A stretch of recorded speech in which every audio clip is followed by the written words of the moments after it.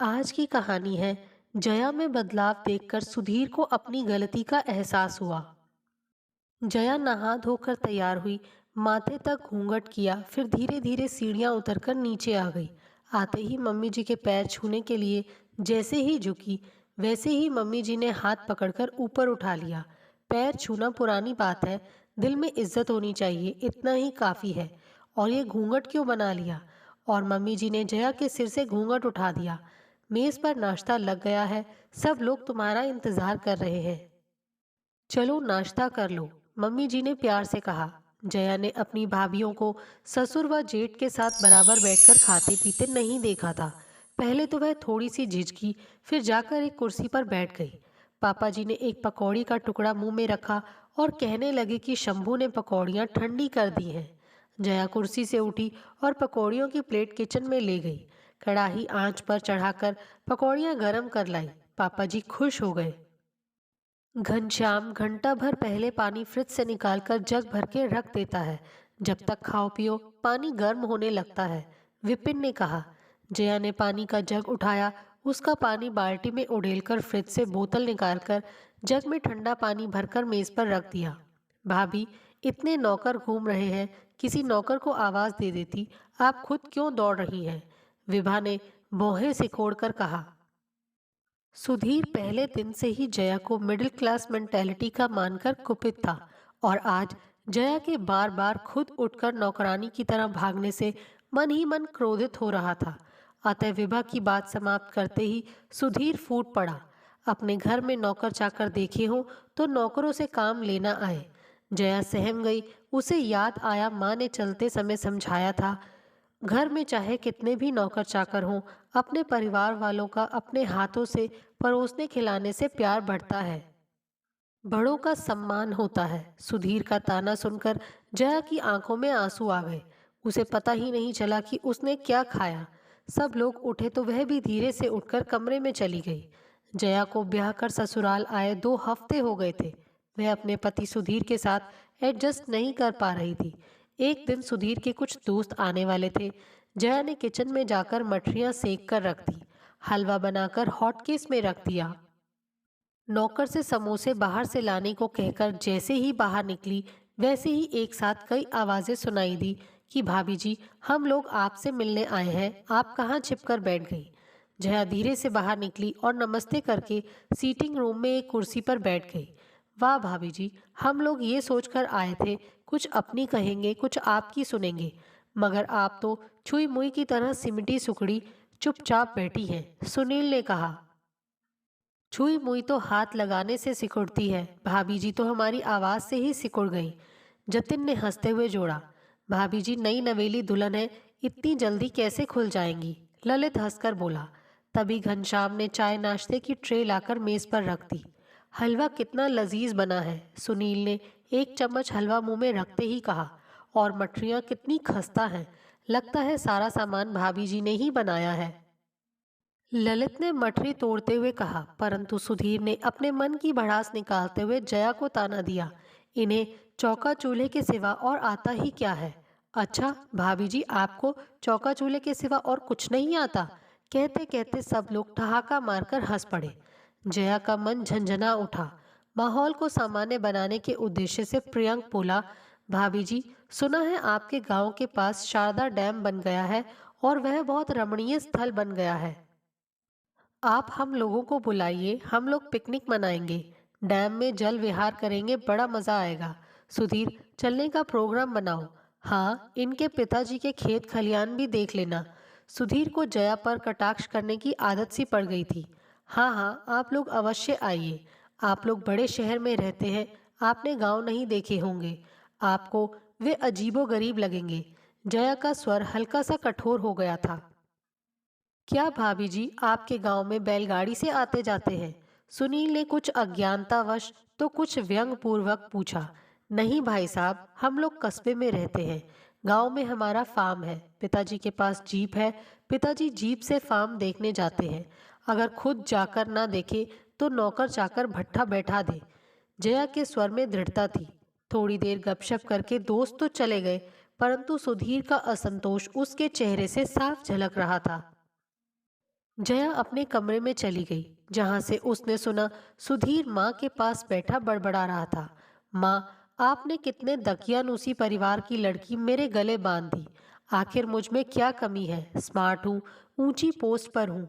मेरे कॉलेज की कितनी लड़कियां मुझसे शादी करने को तैयार थी, परंतु आपकी जिद के आगे मैं झुक गया। जया कितनी पिछड़ी है, न उठने बैठने की तमीज है, न बोलने का सलीका। चार लोग आए तो सिमट सुकड़ के बैठ गई। बोली तो ऐसे बोली मानो पत्थर मार रही हो। उस दिन एक दोस्त के बेटे के बर्थडे में गया तो सब लड़कियां तालियां बजाकर हैप्पी बर्थडे गा रही थी। ये मुंह लटकाए चुपचाप खड़ी थी। कपड़े पहनने की तमीज नहीं, सर्दी में शिफॉन और गर्मियों में सिल्क पहनकर चल देती है। एक हाई हील के सैंडल लाकर दिए तो पहनकर चलते ही गिर पड़ी। मुझे तो बहुत शर्म आती है। मेरे दोस्त अरुण की शादी अभी हाल ही में हुई है।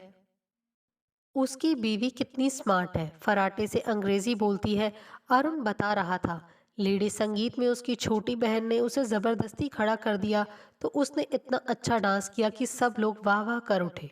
सुधीर गुस्से से कहता चला जा रहा था कि माँ ने बीच में टोका, बेटा, वे लड़कियां फराटे से अंग्रेजी बोल लेती हैं, बढ़िया डांस कर लेती हैं, परंतु घर गृहस्थी के काम में अक्सर उन्हें कुछ नहीं आता है।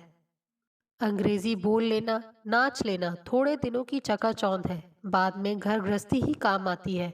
सामने त्रिपाठी जी के बेटे की बहू को देखते हो, स्मार्ट है, फराटे की अंग्रेजी बोलती है, संगीत में प्रभाकर की डिग्री ले रखी है, परंतु मिसेस त्रिपाठी दिन भर काम में जुटी रहती है। बहुरानी कमरे में पलंग पर लेटकर स्टीरियो सुनती रहती है। न सास की लाज, न ससुर की इज्जत। जया सुंदर है, पढ़ी लिखी है, घरेलू वातावरण में पली बड़ी है, शहर में रहकर सब सीख जाएगी। माँ ने सुधीर को समझाते हुए कहा।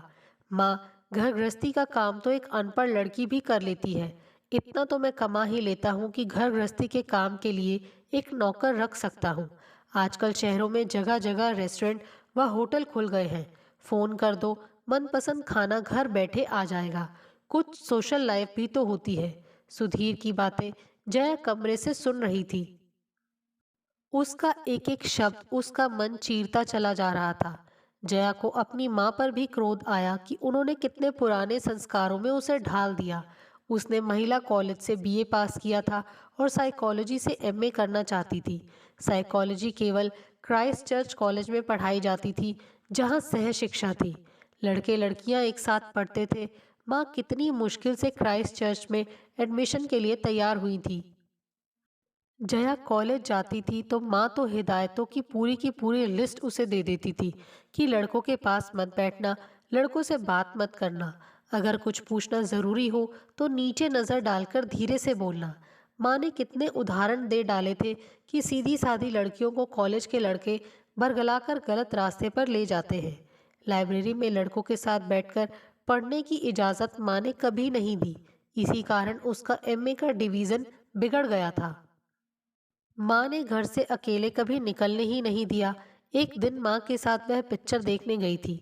उसके पास एक लंबी लड़की बॉय कट बालों में जीन्स पहने बैठी थी। अंधेरे में माँ को शक हुआ कि ये लड़का है। माँ उचक उचक कर देखने लगी तो उसे थोड़ा गुस्सा आ गया। और यह लड़का नहीं, लड़की है। उसके मुंह से चिल्लाहट भरे स्वर ऐसे निकले कि आसपास के लोग उन्हें घूर घूर कर देखने लगे।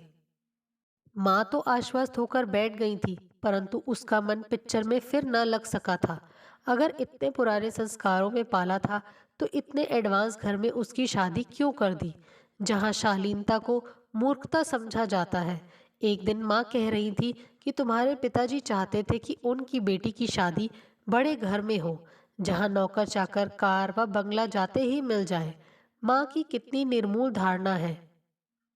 ऐसे बड़े घर का क्या करना जहाँ भौतिक सुख की सारी सुविधाएं हो, परंतु मन को एक पल भी चैन न मिले। एक शाम कपड़े पहनकर तैयार होकर सुधीर कहीं जा रहा था। उसने इतना ही पूछ लिया था, कहाँ जाने की तैयारी है?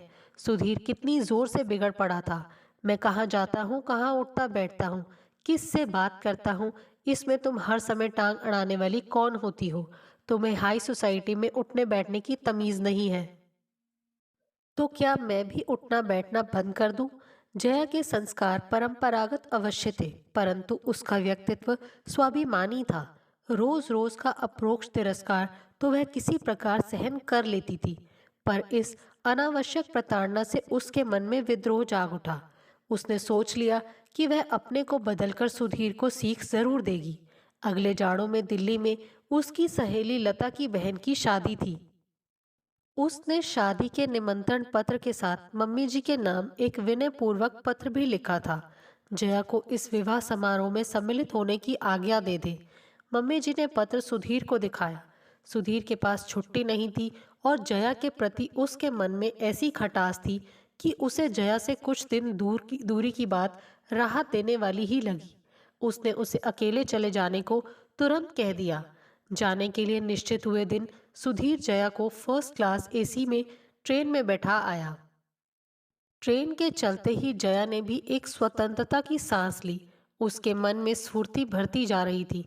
रास्ते के दृश्य उसे बहुत सुहावने लग रहे थे।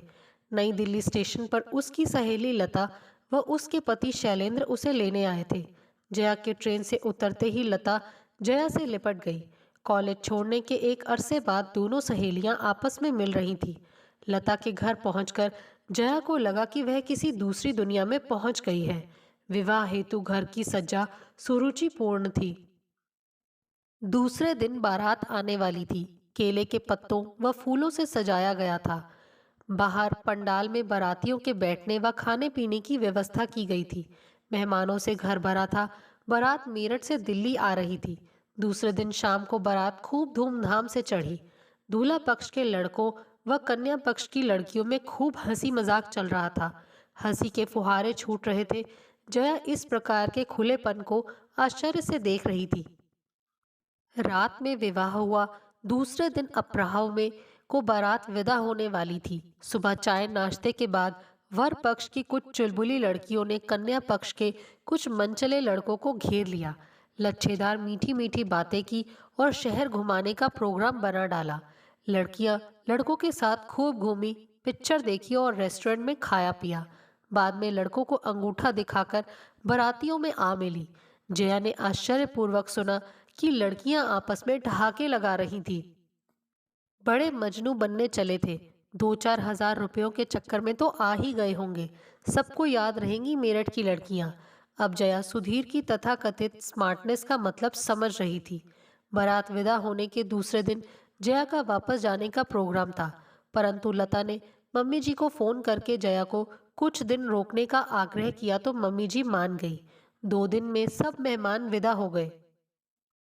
अब जया को सुधीर के कटाक्ष रह रहकर याद आने लगे थे और उन्हें सीख देने की उसकी बेचैनी बढ़ती जा रही थी। लता के साथ जया ने कनॉट प्लेस जाकर जीन्स, ट्राउजर, लो कट टॉप, कमीज आदि खरीदे। सैलून में जाकर फेशियल कराया और बाल सेट कराए। लता ने उसे बताया कि जीन्स टॉप पहनकर जया खूब सुंदर व मॉडर्न लग रही थी। शाम को लता के साथ जया क्लब गई। क्लब में जब स्त्री पुरुष एक दूसरे के गले में बाहें डालकर उन्मुक्त डांस करने लगे तो कुछ लड़कों ने जया के साथ डांस करने की इच्छा प्रकट की। तब सरदर्द होने का बहाना बनाकर जया अपनी कुर्सी पर बैठी रही, परंतु वह डांस करते हुए जोड़ों के हाव भाव एवं पद संचालन को भली भांति देखती रही। जरूरत पड़ने पर वह सुधीर के सामने डांस भी कर सकने हेतु अपने आप को तैयार कर रही थी। ये काम लगभग प्रतिदिन चलता रहा। पहले दिन से ही जया लता की फैमिली में घुल मिल गई थी और जल्द ही उसके भाइयों के साथ उसने खुलकर बात करना सीख लिया था। जल्द ही आधुनिक सोशल लाइफ लीड करने को उसने अपने आप को तैयार कर लिया। लता के पति शैलेंद्र ने जया को लखनऊ वापस जाने के लिए एसी में बर्थ रिजर्व करा दी। 2 सप्ताह बीत जाने पर लता और शैलेंद्र जया को ट्रेन में बैठा आए। जया ने बादामी ट्राउजर व मैचिंग टॉप पहना हुआ था। उसके घुंघराले बाल कंधों तक लटक रहे थे। चेहरे पर हल्का मेकअप था। इस ड्रेस में जया बेहद आकर्षक लग रही थी। ट्रेन में बर्थ पर अधलेटी सी वह इंग्लिश का एक नॉवल पढ़ने लगी कि दूसरी बर्थ पर एक नवयुवक कब आ गया उसने ध्यान ही नहीं दिया। आप लखनऊ में ही रहती हैं? आवाज सुनकर जया चौंक गई। हाँ, मैं पिछले कई सालों से लखनऊ में ही हूँ, जया ने निर्भीक होकर उत्तर दिया। मेरा नाम विजेंद्र कुमार शुक्ला है। आप चाहें तो मुझे विजय कह सकती हैं। मैं आर्मी में कैप्टन हूँ। मेरी पोस्टिंग आजकल दिल्ली में है। मैं 1 महीने की छुट्टी पर अपने घर जा रहा हूँ। मेरा घर लखनऊ में गोमती नगर में है। कहते कहते विजय ने अपना विजिटिंग कार्ड जया के आगे बढ़ा दिया। धन्यवाद कहकर जया ने कार्ड ले लिया। कैप्टन शुक्ला उसे कुछ बातूनी तो लगा, परंतु उसका बेझिझक एवं निर्भीक व्यवहार अच्छा भी लगा। क्या आपका परिचय जान सकता हूँ? विजय ने पूछा। मैं सीतापुर की रहने वाली हूँ। लखनऊ यूनिवर्सिटी से हॉस्टल में रहकर मैंने एमए पास किया है। इस समय अपनी बहन के पास निराला नगर में रहकर कंपटीशन की तैयारी कर रही हूँ। इसी सिलसिले में दिल्ली गई थी। जया ने सफ़ेद झूठ बोला था। आज उसे अपनी वैवाहिक स्थिति छिपाने में बच्चों द्वारा किए जाने वाले खेल जैसा मज़ा आ रहा था। आपसे मिलकर बहुत खुशी हुई, विजय ने प्रसन्न मुद्रा में कहा। मुझे भी, जया ने मन ही मन मुस्कुराते हुए उत्तर दिया। फिर रास्ते में विजय तमाम बातें करता रहा और जया उत्सुकता से सुनती रही। जब लखनऊ स्टेशन आ गया, ट्रेन रुकी तो जया ने सिर उठाया। देखा कि सुधीर डिब्बे के पास खड़ा है, उसे लेने आया था। विजय, तुम्हारे साथ रास्ता कितनी जल्दी पार हो गया, पता ही नहीं चला। जया ने इतनी जोर से कहा कि सुधीर सुन ले। अभी तो 1 महीना लखनऊ में ही हूँ, मुलाकातें होती रहनी चाहिए। विजय ने अभी तक सुधीर की तरफ ध्यान नहीं दिया था। हाँ, आपका फोन नंबर पास है, फोन करती रहूंगी। अब तो मिलना जुलना होता ही रहेगा। जया जानबूझकर खूब जोर जोर से बोल रही थी। जया ने बड़ी आत्मीयता प्रदर्शित करते हुए विजय से हाथ मिलाया और अटैची हाथ में लेकर खटाखट नीचे उतर गई। सुधीर आश्चर्य से कभी जया को तो कभी विजय को देख रहा था। उसके बोलने की शक्ति समाप्त प्राय हो गई थी। अरे भाई जल्दी चलो, क्या सोचने लगे, बड़ी गर्मी है। प्लेटफॉर्म पर आते ही जया ने सुधीर का हाथ खींचते हुए कहा। सुधीर की समझ में कुछ नहीं आ रहा था। जया के रंग ढंग देखकर वह भौचक्का हो रहा था। चुपचाप चल दिया और जया के साथ कार में बैठकर घर आ गया। जया बेटी, 2 हफ्ते में तुम इतनी बदल गई। मम्मी जी ने जया को देखकर आश्चर्य से कहा। और मम्मी, इनसे पूछो कि ट्रेन में इनके साथ वह कौन युवक था जिससे ये हंस हंस कर बातें कर रही थी और हाथ मिलाकर फिर मिलने का वादा करके आई हैं। सुधीर गुस्से में बोला। अरे मम्मी जी, वे विजय थे। आर्मी में कैप्टन है और दिल्ली में पोस्टेड है। यहाँ गोमती नगर में अपने घर 1 महीने की छुट्टी पर आए हैं। मम्मी जी, वे एक चित्रकार भी हैं। अपनी बनाई हुई कितनी सुंदर पेंटिंग उन्होंने मुझे प्रेजेंट की है। वे प्रतिभावान होने के साथ साथ बहुत सोशल भी हैं। उनके साथ रास्ता कब कट गया पता ही नहीं चला। यह कहते हुए जया ने कनॉट प्लेस से खरीदी हुई एक पेंटिंग मम्मी जी के सामने रख दी। अच्छा, तो अब आप उनका प्रेजेंट भी लेने लगी। सुधीर अपने क्रोध पर नियंत्रण नहीं कर पा रहा था। अरे भाई, पत्नी तो हम आपकी ही रहेंगी। घड़ी दो घड़ी किसी से हंस बोलकर मन बहला लिया तो कौन सा पहाड़ टूट पड़ा। जया ने सुधीर द्वारा कहे शब्दों को दोहरा दिया। सुधीर गुस्से से पागल हो रहा था। उससे आगे कुछ बोल नहीं पाया और उठकर दूसरे कमरे में चला गया। जया बेटी, शंभू ने खाना मेज पर लगा दिया है। नहा धोकर कपड़े चेंज कर लो, फिर कुछ खा पी लो। मम्मी जी ने उस समय बात को टालते हुए कहा। जया बाथरूम में चली गई। नहा धोकर साड़ी पहनकर बाहर निकली। तब मम्मी जी उसकी ओर देखकर बोली। जया, साड़ी पहनकर तुम कितनी सुंदर लगती हो। ये मॉडर्न कपड़े अपनी बहू बेटियों को शोभा नहीं देते। अपने देश का पहनावा तो साड़ी ही है। मम्मी जी, मेरी समझ में नहीं आता मैं उनको कैसे खुश करूं। इतने दिनों से वे मुझे दकियानूसी अनसोशल कहते रहे और अब जब कुछ नया सीखा है तो भी खुश नहीं है। जया ने अपने मन की बात कही। सुधीर आज जया को विजय के साथ घुल मिलकर बोलते देखकर उद्विग्न था और बगल के कमरे में उसकी और मम्मी की बातें सुन रहा था। जया की बातें सुनकर वह वहीं आ गया और अपनी सफाई देते हुए और मम्मी की ओर देखते हुए बोला। मम्मी, मेरा मतलब ये थोड़े ही था कि जया जीन्स और कट टॉप पहनकर अल्ट्रा मॉडर्न बन जाए और गैर मर्दों के साथ दोस्ती करती फिरे। सुधीर का रुआसा सा मुंह देखकर जया समझ गई कि सुधीर को अपनी गलती का एहसास हो रहा था। अच्छा मम्मी जी, मुझे बड़ी भूख लगी है, थोड़ा खा पी लूं, तब बात करेंगे। कहते कहते जया डाइनिंग रूम की ओर चल दी। वह अपनी सफलता पर मन ही मन फूली नहीं समा रही थी। दोस्तों, आपको हमारी ये कहानी कैसे लगी? प्लीज़ कमेंट्स करके बताइए। Thanks for watching this video.